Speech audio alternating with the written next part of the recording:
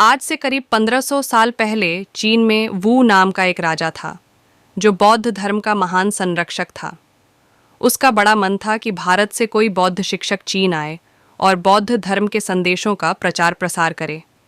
इसके लिए उसने भरपूर तैयारियां भी कीं। ये तैयारियां कई सालों तक चलती रहीं और राजा इंतजार करता रहा, लेकिन कोई भी बौद्ध गुरु नहीं आया। दिन बीतते गए और देखते ही देखते राजा 60 साल का हो गया। फिर एक दिन यह संदेश आया कि 2 महान प्रबुद्ध गुरु हिमालय पार करके चीन आएंगे और बौद्ध धर्म के संदेशों का प्रचार करेंगे। यह सुनकर सब तरफ जैसे उत्साह का माहौल बन गया और राजा भी इस खुशी में एक बड़े उत्सव के आयोजन की तैयारी में लग गया। कुछ महीनों के इंतजार के बाद चीन राज्य की सीमा पर 2 लोग नजर आए। ये थे बोधिधर्म और उनका एक शिष्य। बोधिधर्म का जन्म दक्षिण भारत में पल्लव राज्य के राज परिवार में हुआ था। वह कांचीपुरम के राजा के पुत्र थे, लेकिन छोटी आयु में ही उन्होंने राज्य छोड़ दिया और भिक्षुक बन गए। 22 साल की उम्र में जब वह प्रबुद्ध हो गए तो उन्हें बौद्ध धर्म के संदेश वाहक के रूप में चीन भेजा गया। जैसे ही उनके आने की खबर राजा वू को मिली, वह अपने राज्य की सीमा तक खुद पहुंचा और उनके स्वागत और आदर सत्कार की पूरी तैयारी के साथ वहां दोनों बौद्ध गुरुओं का इंतजार करने लगा। जब ये भिक्षुक वहां पहुंचे तो लंबी यात्रा की थकान उन पर सवार थी। राजा वू ने उन्हें देखा तो उसे बड़ी निराशा हुई। दरअसल उसे बताया गया था कि उन दोनों में से एक बहुत बड्ढे ज्ञानी है और इसलिए वह उनकी प्रतीक्षा कर रहा था, लेकिन यह तो महज 22 साल का एक लड़डेचका निकला। दूसरी तरफ पर्वतों में महीनों की लंबी यात्रा से थके हुए बोधिधर्म भी राजा पर अपना कुछ खास प्रभाव नहीं छोड़ पाए।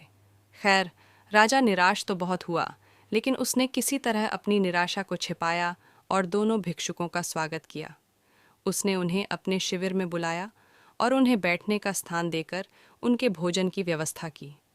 इसी बीच जैसे ही उसे सवाल पूछने का मौका मिला, उसने बोधिधर्म से कहा, क्या मैं आपसे एक प्रश्न कर सकता हूँ?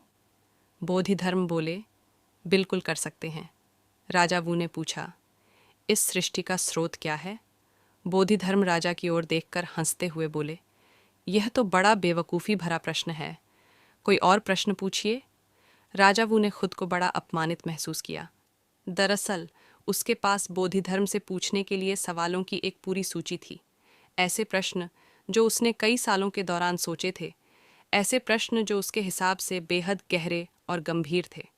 और अब न जाने कहाँ से आए इस तुच्छ लड्डचके ने उसके ऐसे ही एक गहन प्रश्न को मूर्खतापूर्ण कहकर खारिज कर दिया, और वह भी वह प्रश्न जिस पर उसने कई गंभीर वाद विवाद और चर्चाएं की थीं।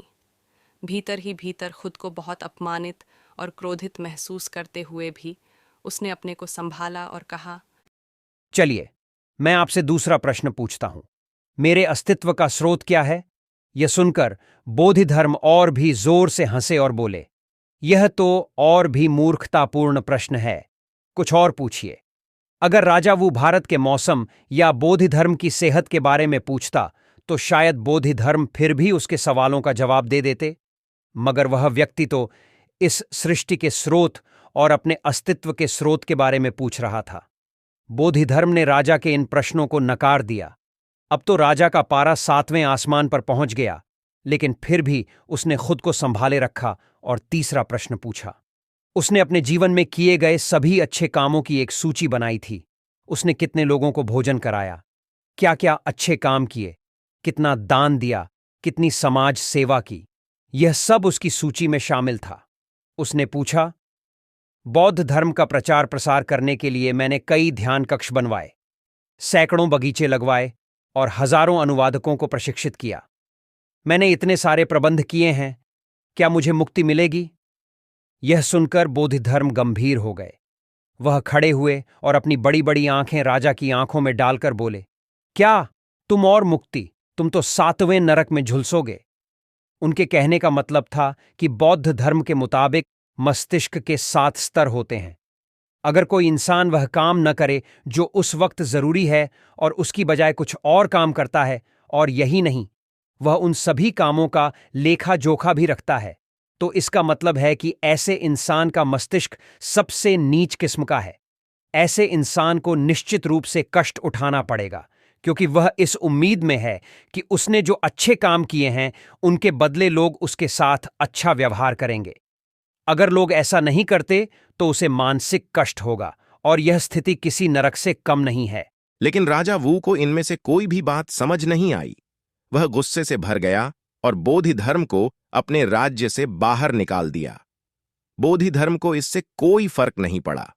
उनके लिए इस बात का कोई मायने नहीं था कि वह राज्य में रह रहे हैं या पर्वतों पर। उन्होंने अपनी यात्रा जारी रखी, लेकिन राजा वू ने अपने जीवन को सुंदर बनाने का एकमात्र आध्यात्मिक अवसर खो दिया। ज़ेन को चीन ले जाने का काम बोधि धर्म का ही था। गौतम बुद्ध ने ध्यान सिखाया था।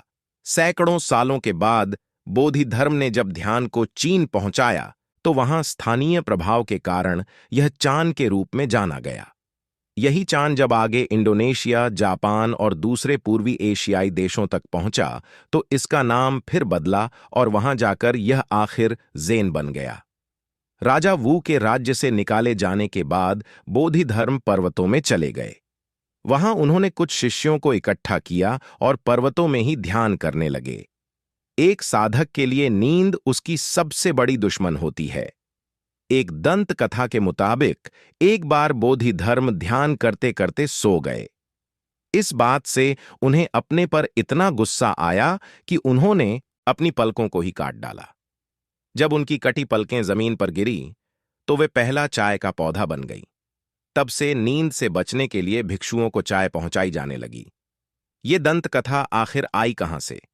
राजा वू द्वारा निकाले जाने के बाद बोधि धर्म जिस पहाड़ी पर रहने लगे थे उसे चाय के नाम से जाना जाता था। एक दिन उस पहाड़ी पर शायद उन भिक्षुकों को कुछ अलग किस्म की पत्तियां दिखाई दीं। बोधि धर्म ने जांच पड़ताल के बाद पाया कि अगर इन पत्तियों को उबाल कर पिया जाए तो इससे नींद भाग जाती है। इसे पीकर वे अब पूरी रात सतर्क रहकर ध्यान कर सकते थे, और इस तरह से चाय की खोज हुई।